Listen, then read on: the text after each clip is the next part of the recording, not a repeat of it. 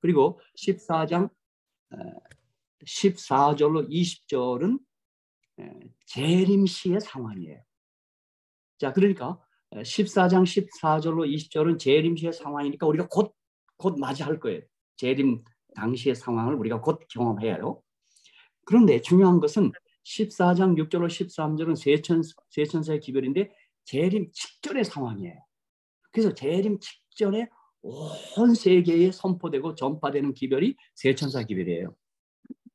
그리고 14장 1절로 5절은 재림 후에 구원받은 무리들, 특별히 14만 4천인들이 하늘에서 어떤 모습의 사람들인가를 재림 이후의 상황이에요.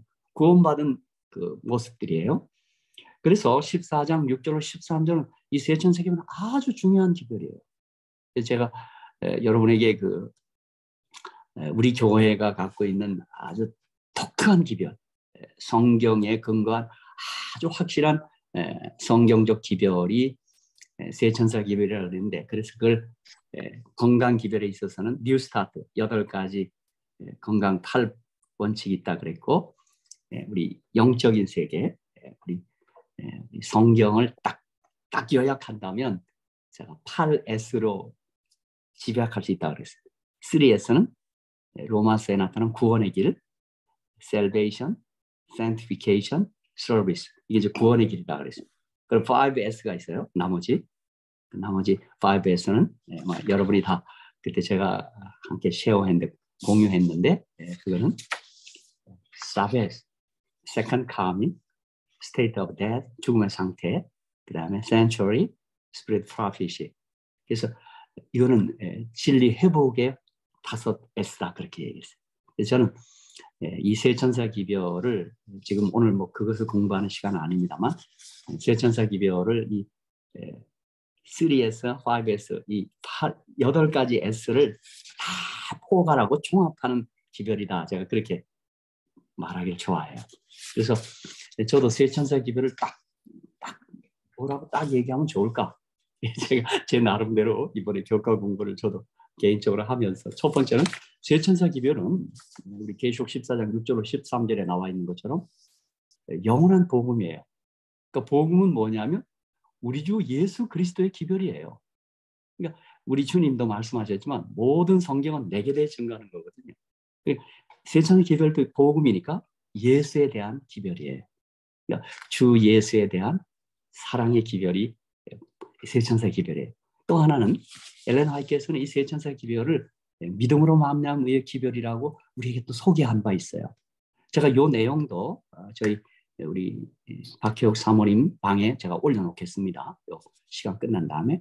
그래서 세천사 기별은 믿음으로 말미암은 의예요. 그렇죠? 그 다음에 하나 더 있다면 세천사의 기별은 아까 진리 회복, 안식일 신성설과 부활설의 진리 회복 기별이다. 저는 나름대로 세천사 기별을 그렇게 3가지로 정의해요. 그래서 주 예수 그리스도의 복음, 그 사랑의 기별이다. 그 다음에 믿음으로 말미암은 의다. 하나님의 종께서 우리에게 딱 규정을 해놨어요. 그 다음에 세천사 기별은 소위 무너진 진리, 던져진 진리, 버려진 진리를 우리가 마침내 개혁한, 즉 안식일 신성설과 부활설의 진리 회복 기별이다. 자, 그렇게 한번 나름대로 정리해 봤습니다. 자, 어쨌든 그래서 여기 지금 나는 셋째 천사의 기별이 나오는 까닭에, 그래서 세천사 기별을 여러분이 이해하시기 위해서 계시록 14장 20개 절을 잘 보셔야 되고, 그것을 3부분으로 나누고, 그 다음에 14장 6절 13절이 소위 세천사 기별이에요. 세천사의 기별인데 그것은 재림 직전에 온 세계에 나라와 족속과 방언에게 전할 영원한 복음이라는 사실. 그래서 이제 그 맞춰지는 때를 엘레나에 주목하여 본 거예요. 그렇죠? 자, 이제 그 내용입니다. 그래서 그것은 이미 전장에서 큰 외침을 통해서 이제 벌어지고, 그것이 이제 맞춰지는 때가 있다 이 말입니다. 이제 그게 바로 은혜 시가 맞추는 때예요. 정말 우리 숨가쁜 순간입니다. 그렇죠? 자, 계속해서 읽겠습니다. 하나님의 능력이 그 백성들 위에 임하셔서 그들의 일을 마친 다음 앞에 있는 시련의 시간을 위하여 준비하고 있었다. 저희는 주의 앞으로부터 이르러 오는 유쾌하게 하심, 즉 늦은 비를 받고 그 산 증언이 회복되어 왔다. 그 큰 마지막 경고가 뭐 보통 그러죠. Last warning message. 경고의 기별. 그 경고도 좋지만 우리는 이런 측면에서 경고라는 측면이 있어요. 그러나 우리 뭐예요? 자비의 초청의 기별이에요. 주께로 오라. 생명의 자리로 나오라. 복된 자리로 초대하는 거예요. 근데 이게 하도 사람들이 귀담아 듣지 않고 눈길을 한번 주지 않으니까 경고라 그랬어요. 도처에 전파되어 그 기별을 받지 아니하려는 세상 사람들을 격동시키고 격분케 했다. 예, 그렇습니다. 이 복음을 우리도 전해보고 개인적으로도 활동을 해보면 참 복음을 잘 받지 않습니다. 참 희한합니다. 그렇죠? 그래서 우리 예수님이 그 승천하기 직전에 그 마가복음 16장 15절로 20절까지에 보면 또 가라사대 너희는 온 천하에 다니며 만민에게 복음을 전파라.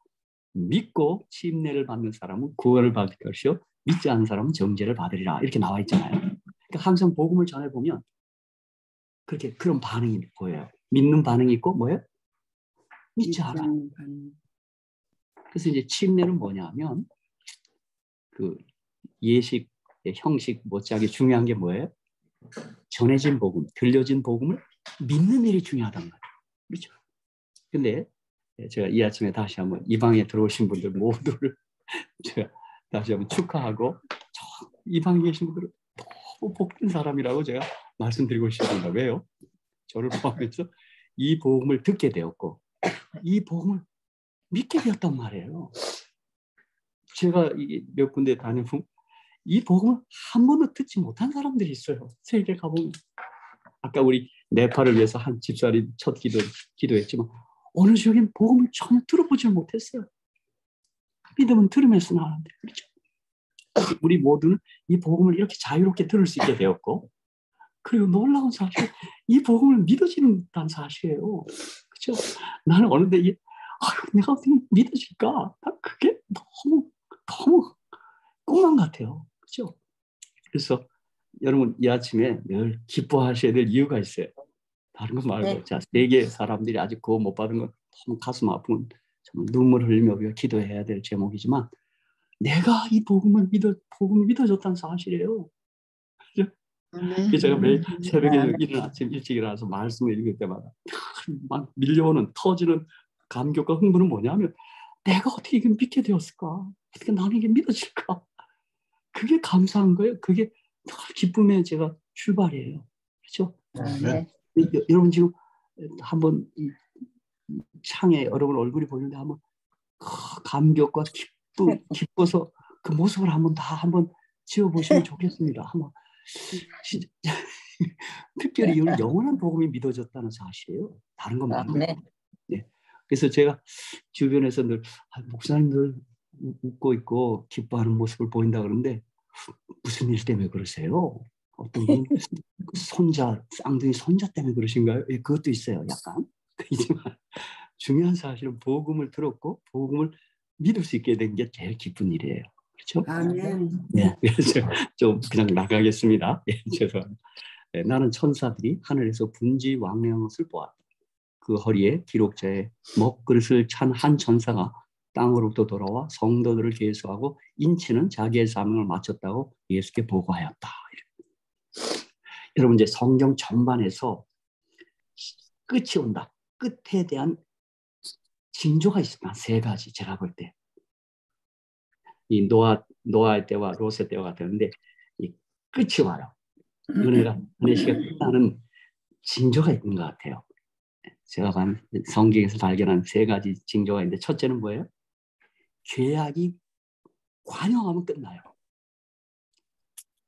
하나님이 그 죄악을 돌이키라고 그렇게 호소하고만 죄를 고집하고 붙들고 있고 돌이키지 않으면 끝나요. 그게 노아 때 그랬어요. 그때는 어떤 입맞은 살, 구원받은 수가 찼다기보다 그때는 구원받은 수가 너무 적었어요. 8명밖에 타지 않았어. 그렇죠. 근데 그때 심판이 이렇게 결정적인 이 심판이 온 건 뭐예요? 죄악이 넘쳤어요. 그 일이 이스라엘이 가나안 들어갈 때 가나안 백성의 죄가 차고 넘쳤어요. 그래서 이스라엘 백성이 가나안에 들어갈 준비가 됐다기보다는 가나안 땅의 죄악이 차고 넘쳐서 이스라엘이 들어가서 이스라엘의 칼로 그들을 다 심판하고 있는 거예요. 노아 때는 물로 심판했다면 가나안에 들어가서는 이스라엘의 칼로 그들 죽은 자들 시신 처리하는 거예요. 무자비한 게 아니라 그 죽은 자가 산자되라고 생명으로 사망의 생명으로 옮기라고 아무리 호소해도 그 값없이 생명 얻음내도 그 거절해요. 복음을 거절하는 거예요. 그들은 죽은 자로 남아있어요. 시체예요. 그래서 이제 이스라엘이 들어가서 그 땅을 산자들의 땅에 들어가 차지해야 돼요. 근데 그 시체들이 썩는 냄새가 진동하는 시체들이 살아있는 이스라엘 백성까지 감염시킬까 봐 그들 다 처리하는 거예요. 그래서 그때는 남겨두는 거 아니에요. 싹 처리하는 거예요. 여러분 아마 여러분 방에 어떤 이미 몇 해 전에 돌아가신 시신을 여러분이 끝까지 옆에 두고 있을 수 있습니까? 썩은 냄새 때문에 못 되는. 그러니까 이스라엘의 진멸령은 그 가나안 진멸령은 하나님의 무자비해서 그런 게 아니고 자비로 하는 거예요. 근데 그들이 하나님 말씀 듣지 않아요. 정복하지 않아요. 그래서 남겨줬어요. 그랬더니 그들이 이스라엘을 다 감염시켜 버렸어요. 그러니까 악을 제거할 때는 뭐 아유 불쌍해서 어떻게 그런 얘기하는 거 아니에요. 그 하나님의 자비로 우리 살아있는 사람들, 생명이 된 사람들을 보존하기 위해서 그거 싹 도려내야 돼요. 그렇죠? 바로 그 얘기. 그 다음에 두 번째 뭘까요? 지금 본 것처럼 입맞은 수가 있어요. 하나님의 기대하는 수가 있어요. 그 수가 차면 끝나요. 지금 이 은혜 씨가 마친다는 말은 입맞은 수가 찬 거예요. 그렇죠? 그 다음 또 하나 나머지 세 번째 뭘까요? 성경에 끝날이 온다. 주님이 한 말씀이에요. 복음이 땅까지 전파되면 그제야 끝이 와요. 뭐 재림의 징조, 뭐 재난 이런 거 아니에요. 최후의 징조는, 라스트 징조는 이 복음 땅까지 전파돼야 돼요. 물론 여기서 전파된다 그러지 다 회개한단 말은 아니에요. 무슨 말인지 아셨죠? 그런데 우리 이방에 있는 분들이 늘 기도하시던데요. 이 복음이 자유롭게 전파되지 않는 곳이 있어요. 이 북한 땅입니다. 북한 땅. 여러분이 기도하실 때 북녘 땅을 해서 빼지 않고 기도하셔야 돼요. 아멘. 거긴 지금 복음이 들어가지 못하고 있어요. 그렇죠? 물론 또 아주 복음이 전파된 일이 아주 어려운 땅이 있어요. 이슬람 지역, 아랍 사람들의 땅입니다. 중동 땅입니다. 그래서 저는 이게 세계 선교를 위하여 주님이 이 전파돼야 끝이 온다 그래서 제가 기도할 때 세계를 위해서 잠깐 기도할 때 이렇게 기도를 합니다. 짧게. 지금 크게 10억 덩어리가 세 덩어리가 있어요. 10억이 넘는 큰 덩어리가. 중국입니다. 중국. 중국에서 늘 기도해야 돼요. 그 다음에 뭐예요? 인도입니다. 인도. 10억이 넘는 큰 땅이 있어요. 그 다음에 아랍입니다. 그래서 이 마호멧 이슬람교 그 10억 땅이 10억이 넘는 그러니까 큰 세 덩어리 30억 덩어리가 복음화되고 복음이 전파될 때 그제야 끝이 옵니다. 거기에 추가해서 어디요? 지금 복음이 들어가지 못한 봉쇄한 북한이죠. 그런 거죠. 그래서 저는 막 이렇게 기도합니다. 예수님 복음 들어가게 해주세요. 저 김정은이가 회개할 수 있게 해주시고 언제나 제가 그랬지만 김일성, 김정일, 김정은 예수 믿고 장로님 되게 해주시고 그게 불가능하면 그거 꺾어주세요. 그래서 복음이 자유롭게 들어갈 수 있도록. 그렇죠. 그렇게 저는 북한을 뭐 돕고 이런 게 무슨 쌀 주는 일보다 더 시급한 게 뭐냐면 영원한 생명의 복음을 주어야 되는 거예요. 그렇죠? 어쨌든 여기 이제 입맞은수가 딱 찼어요. 그러고 났더니 이제 천사가 지금 보고한 거죠. 그죠? 자, 그 다음에 제가 그 다음에 나는 십계명을 넣은 법궤 앞에서 제사를 드리시던 예수께서 그 향로를 내려놓으시는 것을 보았다. 자, 이게 뭐예요? 하늘 성소에서의 주님의 봉사가 지금 막 마치려 하고 있는 거예요. 보았다. 그는 손을 드시고 큰 소리로 다 이루었다고 하셨다. 메시가 지금 마치고 있는 그런 순간입니다. 지금 재림을 고대하는 우리들에게는 이 소식은 기쁜 소식이지만 주님을 믿지 못하고 구원받지 못하는 사람들은 가장 슬픈 소식입니다. 가장 가슴 아픈 소식입니다. 그리고 모든 천사들은 예수께서 불의를 한 자는 그대로 불의를 하고 더러운 자는 그대로 더럽고 의로운 자는 그대로 의를 행하고 거룩한 자는 그대로 거룩하게 하라는 엄숙한 선고를 내리실 때 저희의 면류관들을 벗었다 그랬습니다. 지금 이 시간이 다가오고 있습니다. 이 두려운 시간이 다가오고 있는 것입니다. 모든 사람의 생사가 결정되었다. 예수께서 그 성소 안에서 봉사하시는 동안 죽은 의인과 산 의인들에 대한 심판이 진행되어 왔다. 그리스도께서 그 백성을 위해 중보하여 저희의 죄를 제거하시고 그의 나라를 받으셨다. 그 나라의 백성 중 결정되었다. 어린 양의 혼인잔치가 다 준비되었다. 그 나라와 온 천하의 위세가 예수와 구원의 후사들에게 주신 바 되고 예수께서는 만왕의 왕이요 만주의 주로 통치하게 될 것이다. 지금 이 선고가 내려지기 직전에 두렵고 떨리는 시간입니다. 그렇죠? 그러므로 심판의 핵심은 뭡니까? 하나님께서 죄인들을 벌하려고 하는 게 아니고 내가 너희들 위하여 나의 피하며 호소하고 내게 오라. 너희 죄를 내게 와서 씻음 받으라. 용서받으라고 하는 그 자비의 초청이 심판의 기별입니다. 내게 와. 그렇죠? 네. 여러분, 우리가 이 땅에서 복음을 전해보지만 정말 이 놀라운 은혜의 복음, 생명의 복음은 어떻게 사람들이 그렇게 잘 반응하지 않아요. 그래서 어느 때는 제가 늘 기뻐하면서도 이런 사실은 새벽녘에 생각하면 어느 때는 이런 새벽에 기도하면서 막 울 때가 있습니다. 어떻게 하면 좋을까 이거? 그래서 이 복음을 끝까지 거절하면요, 주님의 입에서 가장 그 뭐 슬픈 소리가 하나 발해집니다. 그게 뭐예요? 끝까지 구원을 거절한 가룟 유다가 주님을 배반까지 하니까 뭐라 그랬어요? 유다가 차라리 태어나지 않았더라. 차라리 태어나지 않았다. 그 말을 한 것입니다. 그렇죠? 그래서 여러분 우리 이 방에서 우리 예쁜 방인 것 같아요. 우리 박경 선생님인데 이 방에서 늘 기도하실 때 세계인의 구원, 세계 선교를 위해서 꼭 기도 많이 해주셔야 합니다. 그렇죠? 네. 계속해서 또 읽겠습니다. 이게 뭐 이게 해석을 할 필요 없이 주님의 말씀, 영감의 말씀 좀 너무 아름답습니다. 자, 예수께서 지성소에서 나오실 때 나는 옷에 달린 방울들이 딸랑딸랑 울리는 소리를 들었다. 그가 지성소를 떠나실 때 한 검은 구름이 땅 위의 사람들을 덮었다. 그때에는 범죄한 사람과 노하신 하나님 사이에 아무 중보자도 없었다.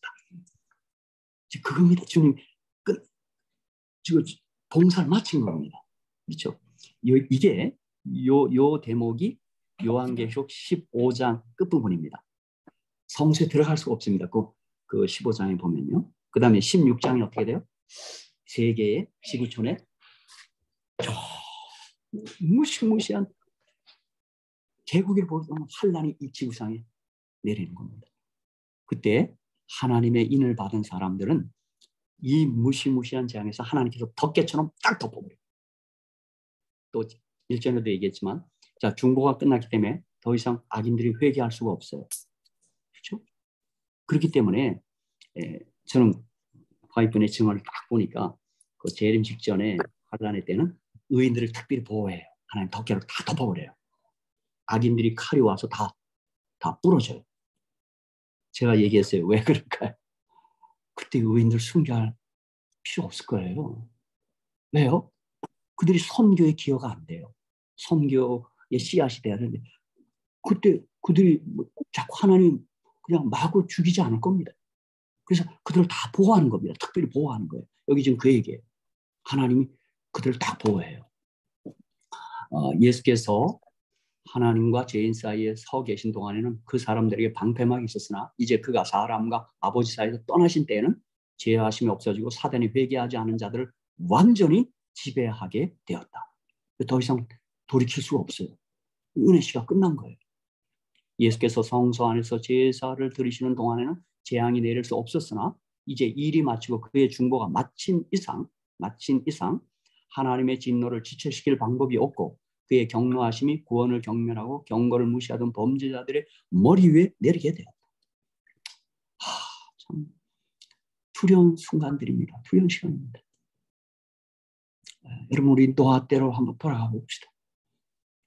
노아가 방주에 탔습니다. 아마 그 문을 천사가 닫고 방주 안에 있던 노아의 마음이 어땠을까요? 그리고 비가 내립니다. 여러분, 비가 내리면서 막 속수 내릴 때 그 사람들이 막 즉시 죽지 않았겠죠. 비를 피해서 높은 곳으로 올라갔을 거고 막 나무에 올라가기도 하고 온갖 일을 다 했을 겁니다. 그들이 막 그렇게 빠져 죽어가면서 저기 보이는 방주를 보았을 겁니다. 그때 그들의 심정이 어땠을까요? 그렇죠?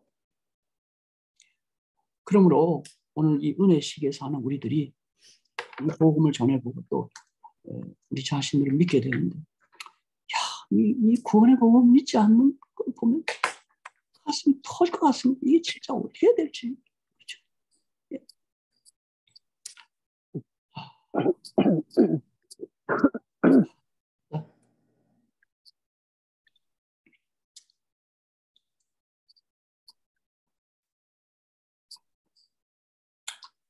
예수의 중보가 맞춰진 그 두려운 시간에 성도들은 아무 대언자도 없이 거룩하신 하나님 앞에서 살았다.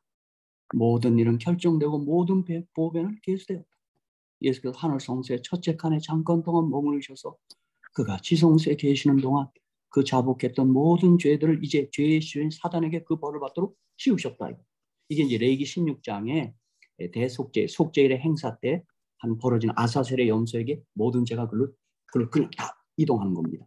그러니까 우리들의 죄를 주님이 다 용서하셨고 피로 사하셨고 그 죄의 사주자, 죄의 원흉에게 그 죄가 다 넘어 들어갑니다. 그렇죠? 자, 이제 그렇게 지금 진행됩니다. 자, 너무 늦었다. 이제 소제목이 붙어졌습니다. 그 다음에 나는 예수께서 제사장의 예복을 벗고 가장 귀한 왕복을 입으시는 것을 보았다. 이제 제사장이 있다가 왕으로 오십니다. 만왕의 왕으로 이제 재림하시는 겁니다. 그의 머리에는 많은 멸관이 있는데 한 멸관 안에 다른 멸관이 있고 그 안에 또 다른 멸관이 있었다. 그런 천사들의 호의를 받으며 하늘을 떠나셨다. 야, 재림하시는 그 장면입니다. 이제 떠나셨다. 재앙이 땅의 거민들에 내렸다. 어떤 자들은 하나님을 비난하고 저주하였다. 16장에 나와 있는 악인들이 회개가 불가능한데 그때 하나님 원망하고 비난하고 저주합니다. 그렇죠? 그러니까 이 마음이 완악한 상태, 성경에 보면 바로라든가 이렇게 이게 점점 마음이 굳어지고 완악하고 강팍해지는 현상들이 몇 샘플로 성경에 제시되어 있어요. 할 길이 없어요. 그는 하나님이 강팍하게 했다기보다는 표현은 그렇게 됐지만 마치 이거예요. 태양이 얼음에 딱 비추면 얼음이 녹아요. 그죠? 근데 태양이 진흙땅에 딱 비치면 진흙땅은 점점 굳어져. 그러니까 태양이 문제가 아니라 뭐예요? 진흙땅과 얼음이 어떻게 반응하냐 문제죠. 근데 그들이 굳어지는 걸 갖다 누굴 원망해? 하나님 원망해. 바로 그렇게 제가 잠깐 예를 들면 그렇다 이 말입니다. 또 어떤 자들은 하나님 백성들에게 달려 어떻게 하면 그 벌을 피할 수 있는지를 가르쳐달라고 매달렸다. 그러나 성도들은 그들에게 아무것도 해줄 수가 없었다. 죄인들을 위한 최후의 기도는 이미 드려졌으며 최후의 가업이 이미 수행되었으며 최후의 경고는 이미 전달되었다. 다시 저에게 간청할 자비의 아름다운 목소리는 없었다. 성도들과 온 하늘이 그들의 구원에 대하여 관심을 기울일 때 그들은 자신들에 대하여 아무 관심이 없었다. 여러분 말씀 생각나죠? 주님이요? 인자가 올 때 사람들이 방탕함과 술 취함과 생활의 염려로 이렇게 돼 있어요.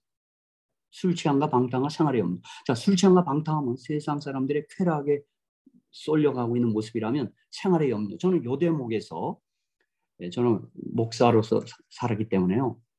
성도들의 생활을 위해서 기도를 안 할 수가 없더라고요. 이게요, 너무 생활이 막 무게가 짓눌리면요, 믿음이 좀 흔들리더라. 그래서 저희 우리 장로님, 집사님, 성도님들 그 여러분의 기업, 산업, 생업에서 하나님의 축복의 손길이 함께 하셔서 뭐 그냥 막 우리가 크게 부자 되는 것까지는 아니고 그저 굶지는 않아야 되고 집은 하나 있어야 돼. 그래서 제가 성도들에서 기도할 때 뭐 중국이다 그 기도합니다. 주님, 우리 장로님, 집사님, 성도 장사 잘 되게 해주세요. 너무 안 돼갖고 막 얼굴이 찡그랗게 뭐 그게 뭐 부자 되고 그런 기복적인 문제 아니라 생활의 염려로 마음이 분해해주는 경우가 있다는 것을 주님이 경고하시기 때문에 그래요. 그죠? 그래서 이 방에 오신 분들은 그냥 뭐 굶지는 않죠. 강명숙 집사님 뭐 생활 쌀이 떨어지거나 그러지 않아요? 그래서 그때 그 일 때문에 그들이 하나님의 그 호소를 자비의 호소를 그들이 거절한 거예요. 그렇죠? 뭐 계속 읽고 빨리 이제 마무리하겠습니다. 나는 쌀 떨어지면은 박진영 목사님한테 달려갈 거예요. 예, 예.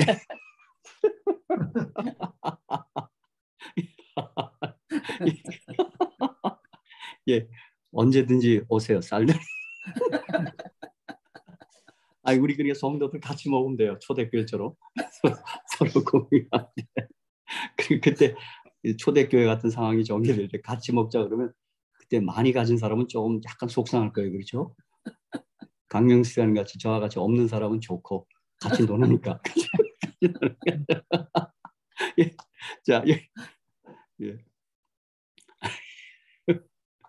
생명과 사망이 둘 다 그들 앞, 예, 둘 다 그들 앞에 있었다. 많은 사람이 생명을 원하였으나 그것을 얻기 위해 아무 노력도 하지 않았다. 저희는 생명을 택하지 않았으며 그들의 죄를 씻어줄 중보의 피가 더 이상 없고. 여기 보십시오. 이 표현이요. 엘렌 화이트 표현. 조금만 더 죄인을 기다려주소라는 그리스도의 애언의 목소리가 더 이상 없었다. 이렇게. 주님이 나의 피 하며 그 호소하는 소리가 더 이상 없어요. 끝났어요. 은혜 시가 끝났어요. 그죠? 다 이루었다. 모든 것이 끝났다 하시는 예수의 엄숙한 말씀이 들릴 때 온 하늘이 예수와 연합하였다. 구원의 계획은 이루어졌으나 그것을 받기로 선택한 사람의 수는 심히 적었다. 참 슬픈 이런 데 줄을 한번 쳐야 돼. 어떻게 이렇게 되는 거죠? 심히 적었다. 어떻게 창세부터 계시까지 매시대 그렇습니다. 왜 그런지 알 수가 없어요. 그렇죠?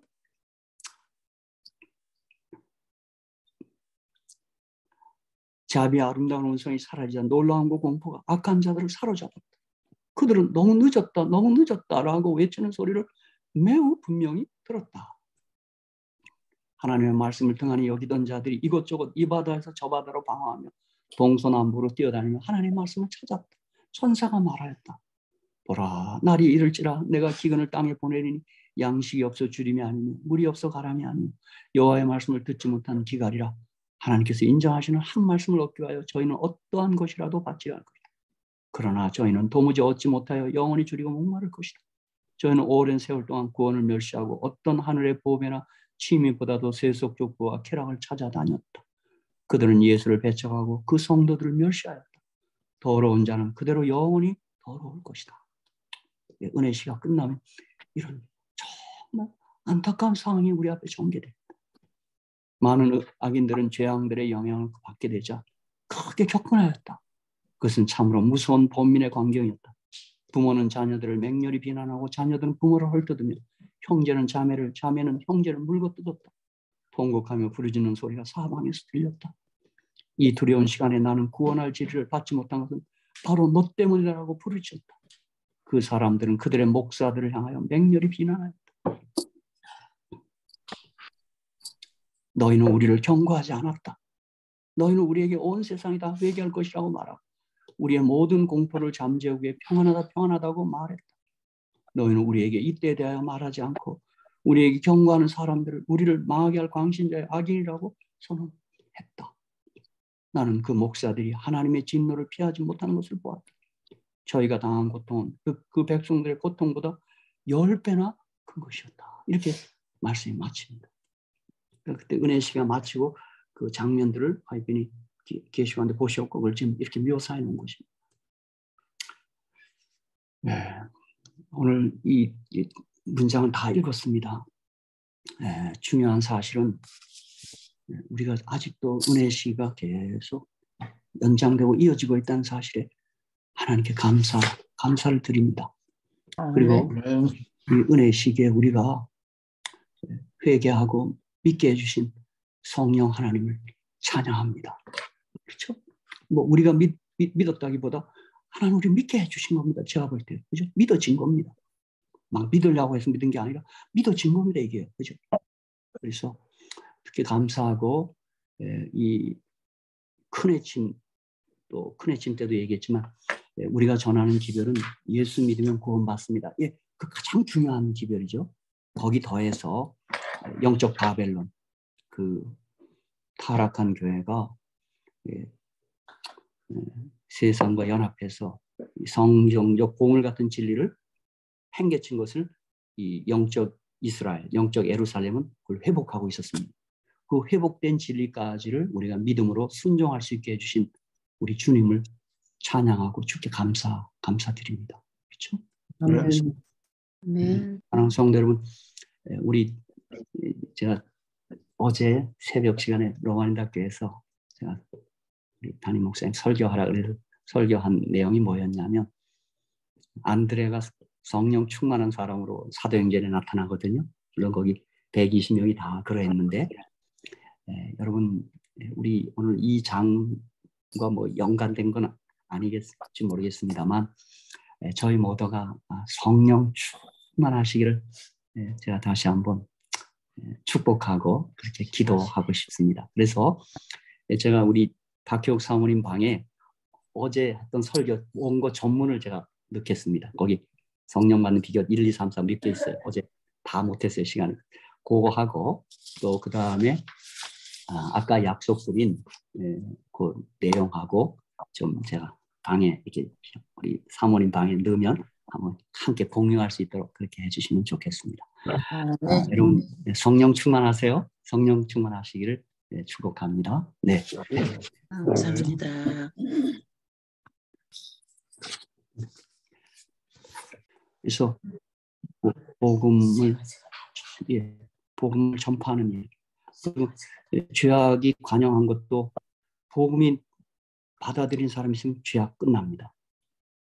그 죄의 역사가 그 개인에게서 돌이키는 역사가 있어요. 그 다음에 그 복음 받아들이면 인을 딱 맞게 되죠. 그렇죠? 예. 그렇습니다. 어쨌든 참 우리가 목사님 저는 한 가지 여쭤보고 싶은 게 있는데요. 네. 여기에 그가 지성소를 떠나실 때 한 검은 구름이 땅 위의 사람들을 덮었다. 그때에는 네. 범죄한 사람과 노하신 하나님 사이에 아무 중보자도 없었다. 네. 예수께서 하나님과 죄인 사이에 서 계신 동안에는 그 사람들에게 방패막이 있었으나 이제 그가 사람과 아버지 사이에서 떠나신 때에는 죄의심이 없어지고 사단이 회개하지 않은 자들을 완전히 지배하게 되었다. 네. 이 말씀을 네. 어떤 목사님들은 이 말을 가지고 네. 우리 사이에 우리와 하나님 사이에 예수님이 서 계시지 않은 가운데서 시련을 받을 거라는 말로 제가 들어서 그게 저는 저한테 좀 헷갈리더라고요. 네. 근데 이제 가장 중요한 거는 우리가 뭐 중보자 없이 우리가 서야 된다 뭐 이런 말 하는데 가장 중요한 거는 마태복음 28장 2절에 세상 끝날 때 우리가 항상 함께 있거든요. 그것이 가장 우리에게 먼저 주어진 약속이에요. 그러니까 거기 중보자가 없단 말은 주님이 하늘 성소에서의 중보가 끝난다는 얘기지. 그때도 중보자 예수님 우리 뭐 그때는 중보하는 일은 하지 않지만 그때 예수는 우리와 함께 계십니다. 성령으로. 그렇죠? 그걸 잘 이렇게 조합을 해야 된다고 봐요. 주님이 우리를 떠나는 적은 한 번도 없어요. 세상 끝날 우리 그렇게 됩니다. 성령으로. 근데 그거는 아마 이렇게 악인들을 위한 그러니까 성소 봉사에 중보를 하셔야 회개가 가능하거든요. 네. 그게 없다는 얘기입니다. 그게 없다는 얘기지. 예, 절대 주님 없이 우리가 홀로 선다. 그것은 성서적이지도 않고 바이블은 그런 의도로 기록하시지 않았을 겁니다. 예. 예. 그건 여기 있는 그대로 이해하시면 됩니다. 여기 그냥 악인들을 위한 중보가 없는 거예요. 그 회개가 안 돼요. 아까 제가 얘기한 것처럼 그렇기 때문에 그때 의인들을 다 보호하는 이유가 저는 그렇게 보는 거예요. 순교를 안 내요. 왜요? 그들이 돌이키는 일이 없는데요. 그렇죠? 그러니까 초대교회 같은 때는 의인들이 순교할 때, 믿는 자 순교할 때 그걸 바라본 많은 악인들이 회개하고 있습니다. 야, 제가 이번에 이탈리아 갔을 때 카타콤은 가보지 못했는데 카타콤을 가이드하는 한 분이 그 가이드하다 크리스찬이 됐답니다. 야, 믿음의 사람들이 이렇게 살았구나. 그렇죠. 믿음. 그 카타콤에 내려가면 벽에다가 마라나다라고 썼고 그냥 기쁨의 글들이 써 있답니다. 난 가보지는 못했는데 그리고 재림에 대한 소망으로 그들이 그 환경 가운데서 그건 악인들에게는 하나의 감동으로 밀려오죠. 하나의 메시지로 다가오죠. 그들의 생활이, 그들의 모습이요. 그렇죠? 예. 예, 주사님 충분한 답은 된지 모르지만 저는 그렇게 생각하고 항상 요거 있는 그대로 봅니다. 그냥 중보만 안 한 거지 그때 믿는 자들에게 주님은 함께 계십니다. 주님 우리를 떠나지 않습니다. 네, 그렇게. 아멘. 근데 목사님, 네. 인치심을 받는 성도는 이제 구원을 받잖아요. 그러면 그 인치심을 받는 것이 받는 걸 어떻게 해야 인치심을 받을 수 있나요? 그러니까 그게 이제 우리는 자꾸 이제 하나님의 인 안식일, 이제 짐승의 일요일 그거 괜찮습니다. 그 해석 틀린 건 아닙니다. 그러나 그 해석에 있어 인침에 받은 해석에도 먼저 딱 선행해야 될 건 뭐냐면 성령의 인침입니다. 그러니까 성령 충만해야 된다 이거예요. 그게 열처녀 비유에 슬기로운 다처녀가 등에도 기름이 있지만 그릇에도 기름이 있어야 되는 거예요. 그러니까 늦은 비 성령을 받아야만 인치심을 아니 받는 늦음이 꼭 자꾸 이름이 늦은 비라고 붙여서 그렇지 그 성령의 역사가 우리들 통해서 강력하게 나타나는 것으로서 그렇게 표현한 것뿐이지 그냥 성령님 받은 거예요. 그러니까 지금 질문하신 집사님도 예수님을 그리스도요 하나님의 아들로 고백하는 순간 성령 받은 분입니다. 성령이 아는 건 그 고백을 불가능합니다. 그렇죠? 그러니까 우리는 자꾸 어느 때 이게 특별한 경험을 해야만 성령 받고 그래야 되는데 물론 성령 충만하면 저는 이렇게 봐요. 꼭 굳이 구분한다면 우리 믿고 신자가 있고 제자가 있어요. 이제 제자들은 성령 충만한 거예요. 근데 제자들 성령 충만하면 그들에게 성령의 은사가 나타나고 성령의 열매가 보입니다. 내적으로. 외적으로는 성령의 은사로 선교하는 모습이 보이죠. 늘 영혼 구원에 동참하죠. 그러나 그것이 믿음의 분량에 따라 약간의 그 외적인 현상들이 차이는 있어요. 어떤 사람 믿음의 분량이 커서 강하게 나타날 수도 있고 근데 그렇다고 해서 그가 약하게 나타난다고 해서 저는 그가 구원에서 배제되거나 인침을 받지 못했다. 난 그렇게 말하고 싶지 않습니다. 믿음의 분량대로 지혜롭게 생각하는 거예요. 그러나 우리가 믿음을 더 크게 해서 더더욱 성령으로 충만하면 좋겠습니다. 그건 맞지만 나는 지금 질문하신 집사님도 이 방에 계시면 난 성령 받은 분들로 봅니다. 그래서 제가 복음서에서 예수님이 많이 던진 질문 두 가지에 꼭 합격해야 된다고 얘기해요. 첫째는 뭐냐면 너희는 나를 누구라 하느냐 이거예요. 그때 우리 여기 계시면 다 답할 수 있죠. 주는 그리스도시요 살아계신 하나님의 아들입니다. 그러면 천국 열쇠 줍니다. 하늘 가는 거예요. 표예요. 그런데 또 하나의 질문이 있어요. 내가 나를 사랑하느냐예요. 그 질문 다 베드로에게 베드로가 답했어요. 나 주님 사랑합니다. 그래요. 근데 그때 주님이 사랑하느냐고 물을 때 베드로가 어떤 경험 때문에 사랑한다고 고백할 수 있었어요? 그가 3번이나 저주하며 부인했어요. 그 용서받았어요. 아멘. 여러분 저와 여러분이 신앙생활 하면서 많이 용서받고 살죠? 무수히 용서받았죠? 주님 부인하고 막 맹세하고 저주한 때는 없었어요? 그런 때도 있어요. 약할 때요. 그렇죠? 그거 다 용서하신더라고요. 주님이요. 그래서 나는 우리 가족들에게도 이번에 우리 며느리한테도 이 두 질문 그 다음에 Do you love me? 그래서 거기에 답하면 우리 식구들 함께 하늘 간다 이렇게. 그러니까 집사님 인침 받은 사람은 성령 받은 사람은 그 성령을 받았다는 말이 뭐냐면 로마서 5장 5절에 성령으로 말미암아 하나님의 사랑이 우리 마음에 부음받은 거예요. 주님의 사랑, 용서하는 사랑, 나 끝까지 사랑하시는 사랑 받은 사람 내 입에서 반응으로 나도 주님 사랑한다는 말 안 나오지 않을 수가 없습니다. 주님 사랑 많이 받았고 용서 많이 받았기 때문에 나 주님 사랑합니다. 진짜입니다. 주님 너무 좋아. 너무 좋아. 늘 용서하시고 받아주시고 참아주시고 눈길로 늘 사랑한다고 눈길 보내주시고 전 그 착각 속에서 합니다. 주님 나 많이 예뻐할 것 같아요. 야 주님 나 많이 예뻐할 것 같아. 그 착각은 괜찮죠? 네. 아멘. 아멘. 네, 맞습니다. 그렇죠. 착각이 아니고 집사님도 그렇게 고백하면 되고 또 시대 소망에 보니까 주님이 우리의 사랑의 고백을 기다리고 있다 그랬어요. 그걸 좋아한다 그랬어요. 내가 그 대목을 읽다가 내가 막 이렇게 고백합니다. 그렇죠. 저도 일부러라도 일부러라도 막 고백하는 연습을 해야 되겠죠. 예. 그게 좀 그래서 이런 상상해요, 사모님. 우리 집사람 이희신 씨거든요. 그분이 나한테 여보 나 당신 사랑해 그 말 좀 많이 하면 얼마나 좋을까. 예수님께 하듯이 물론 저도 해야 되고 그죠. 네, 목사님 먼저 해주셔요. 그러니까 우리 재른 성도 너무 착하고 겸손하셔서 이런 면에서 조금 주저주 하시는 것 같아요. 더 하십시오. 성경이 말하는 겸손의 참된 의미는 시대 소망에 하나님의 말씀을 말없이 믿는 믿음이 겸손이라고 했어요. 뭐 이렇게 그게 겸손이 아니에요. 성경적 정의는. 그죠? 그러니까 막 고백하시고 나 믿는다고 이렇게 막 뱉어냈어요. 그럼 주님 좋아합니다. 믿음이 없이 주님 기쁘시게 못한다 그랬거든요. 그렇죠? 좀 내가 하나만 좀 추가라 그럴까? 저희 버전으로 한번 인치심에 대한 거 좀 말씀하고 싶은데 우리가 그 계시록에 그 인치는 사업, 인친다는 그 말의 의미가 나도 모르게 은연중에 마치 그 정말 이마에 손에 뭐 천사가 우리 그야말로 이마에 인을 치는 듯한 그런 그 좀 상상을 자꾸 하게 돼요. 저도 그렇게 한때 뭐 나도 모르게 그렇게 생각이 되더라고요.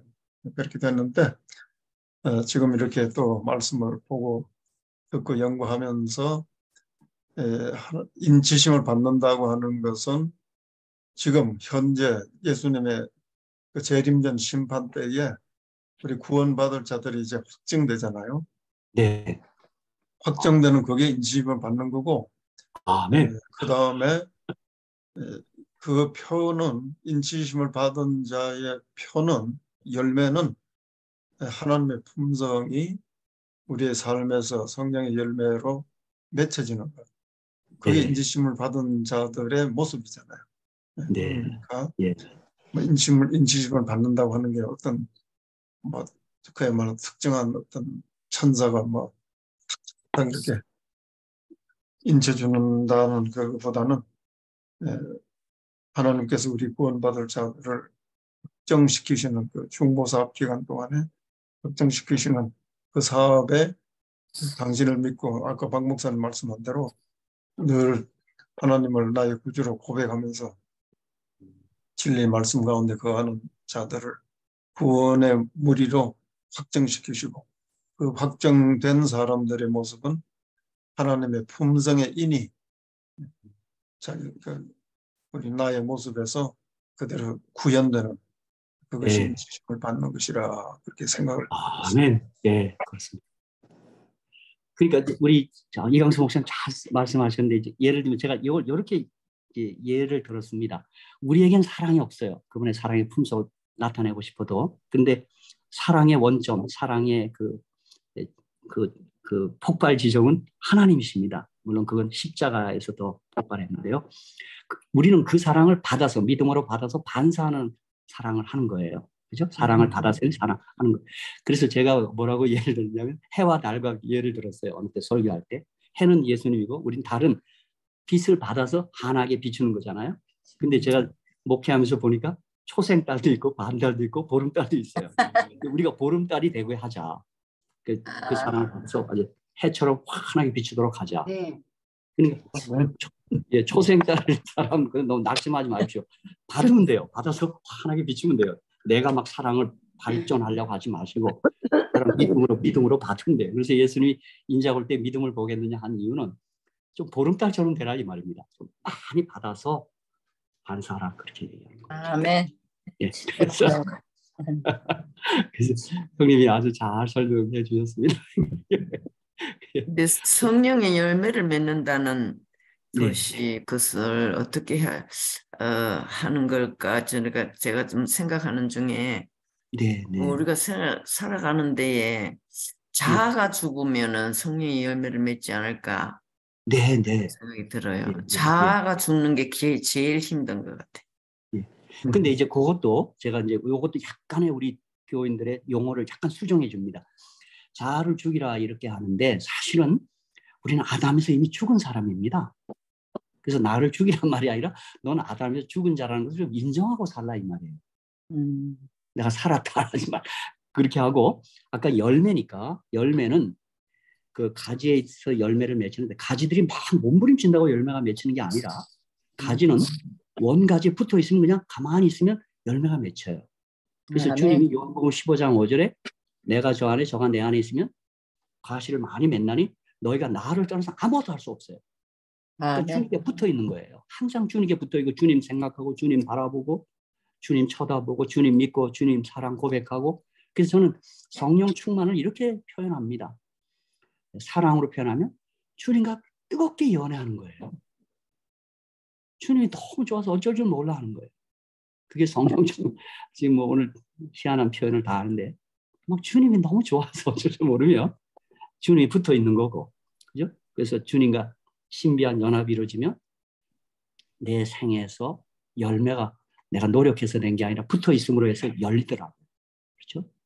그래서 신명기 4장 4절은 붙어 떠나지 않은 너희가 생존했느니라. 그래서 지난번에 우리 이강수 목사님 때 가서 제가 무슨 잠깐 만남을 가졌는데 한 장로님께서 멋진 기억하도록 했어요. 그 붙어 떠나지 않으니 히브리어로 나베크예요.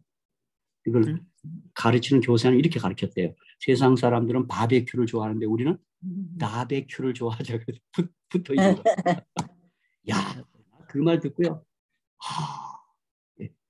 한번 따라합시다.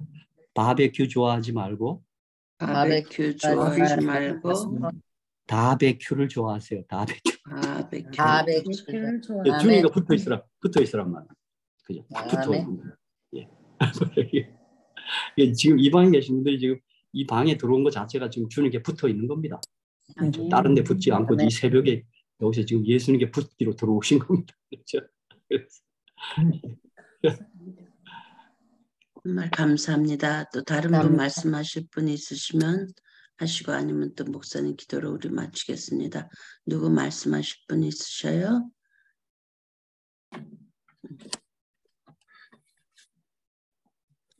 그러면 우리 진짜 오늘 들은 말씀처럼 은혜의 시기가 마치기 전에 오늘부터 정말 우리 자신을 살피고 예수님께 꼭 붙어 있는 저희 되었으면 좋겠습니다.